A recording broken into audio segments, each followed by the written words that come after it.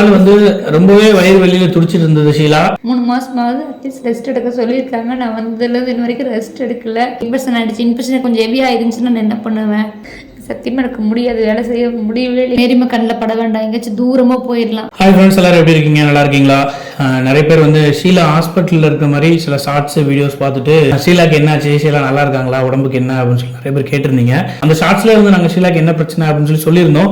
ஒரு 3 நாளா ஹாஸ்பிட்டலே இருந்து ட்ரீட்மெண்ட் எடுத்துட்டு தான் வந்துட்டு தான் இருந்தது. அதனால தான் நாங்கள் 3 நாள் சரியா வீடியோஸும் போட முடியல. ஷீலாக்கு என்ன பிரச்சனை அப்படின்னா, ஷீலாக்கு சிசேரியன் தான் பண்ணியிருந்தாங்க. அது உங்களுக்கு எல்லாருக்குமே தெரியும். 6 மாசத்துக்கு பெருசா வெயிட் எதுவும் தூக்கக்கூடாது, அதிகமா வேலை பார்க்க கூடாதுன்னு சொல்லியிருந்தாங்க.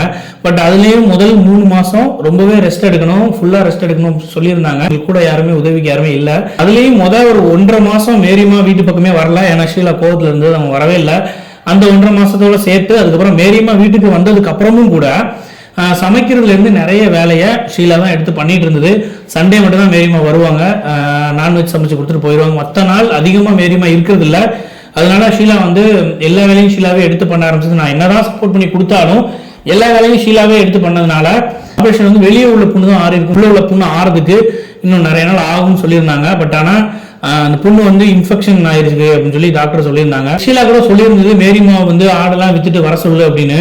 ஷீலா தெரிஞ்சுதான் சொன்னிச்சா தெரியாம சொன்னிச்சா என்னன்னு தெரியல. பட் ஷீலா சொன்னதுக்காக நானும் போய் மேரிமா கிட்ட எவ்வளவோ பேசி பார்த்துட்டேன். எனக்கு ஆடுதான் முக்கியம் அப்படின்னு சொல்லிட்டாங்க. அதுல நிறைய பேர் சப்போர்ட் கூட பண்ணியிருந்தீங்க. மேரிமா சொன்னது கூட, மேரிமா சொல்றது கரெக்டு தான், அவங்களுக்குன்னு ஒரு வாழ்வாதாரம் வேணும், அவங்களுக்குன்னு ஒரு சம்பாத்தியம் வேணும், அவங்க சொல்றது கரெக்டு தான் அப்படின்னு கூட நிறைய பேர் சொல்லியிருந்தீங்க. சில பேரோட பாயிண்ட் ஆஃப் வியூல அது கரெக்ட் அப்படின்னாலும் சிலர் வந்து உங்களுக்கு பொண்ணை விட ஆடுதான் முக்கியமா நிறைய பேர் திட்டிட்டு கூட செஞ்சீங்க. ஆனா என்னோட கருத்துப்படி அதுக்கு மேல நான் மேரிமா கிட்ட அப்ரோச் பண்ற ஐடியாவே இல்லை. இதுக்கு மேல அவங்ககிட்ட போய் பேசுறது வேஸ்ட் நான் ஷீலா கிட்ட சொல்லிட்டேன். அவங்களால பாப்பா பாத்துக்க முடியவே முடியாது. பாப்பா முழுக்க நாங்க 2 பேரும் தான் பாத்துக்கணும். அது மாதிரி 3 நேரமும் அவங்களால சமைச்சு கொடுக்க முடியாது. ஒரு நேரம் வேணா சமைச்சு கொடுப்பாங்க, மீதி 2 நேரம் ஷீலா தான் சமைச்சாகணும். அதனால நாங்க என்ன முடிவு எடுக்கிறது அப்படின்னு ஒரு தெரியாத சிச்சுவேஷன்லாம் இருக்கும். ஒரு 2-3 மாசத்துக்கு வேலைக்கு யாராவது வச்சுக்கலாமா அப்படின்னு கூட பாத்துட்டு இருந்தோம். அப்போ கூட எங்களுக்கு ஆள் யாரும் கிடைக்கல. எனக்கு என்ன பண்றது, எனக்கும் எந்த ஐடியாவுமே இல்ல. என்ன பண்ணலாம் ஷீலா?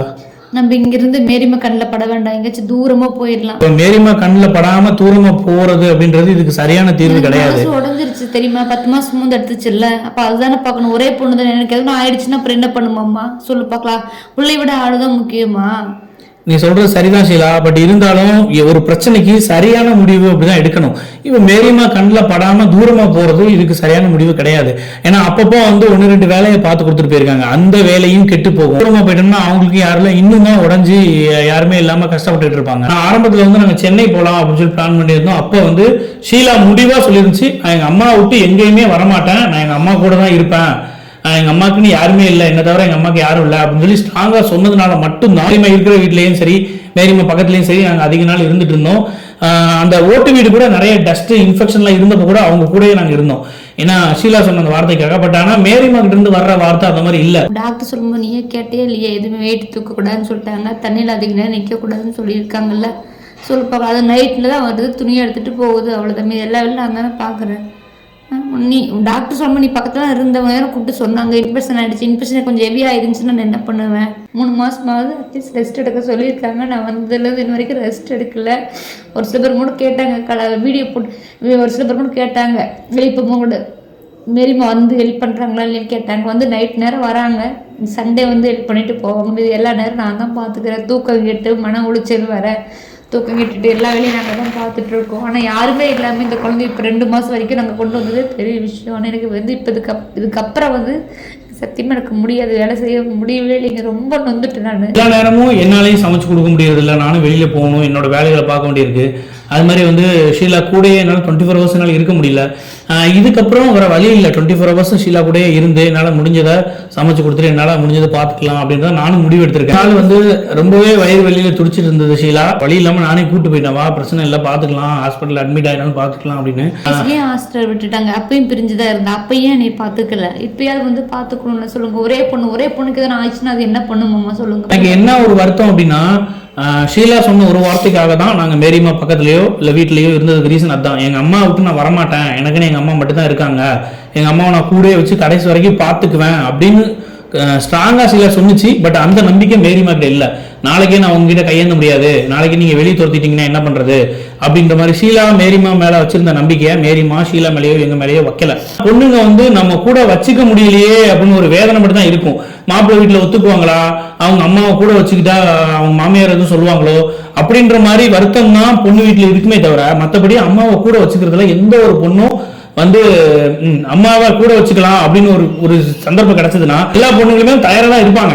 அவங்க ஹஸ்பண்ட் என்ன சொல்லுவாங்களோ, மாமியார் வீட்டில் என்ன சொல்லுவாங்களோ, இல்லைன்னா அந்த மாமியார் வந்து நம்ம மருமகன் நம்மளை என்ன நினைப்பாங்களோ அப்படின்ற வருத்தம் மட்டுமே தான் இருக்குமே தவிர, மற்றபடி பொண்ணுங்க எப்பவுமே அம்மாவை கூட வச்சு பாத்துக்கிறத விட பெரிய சந்தோஷம் எதுவுமே இல்லை.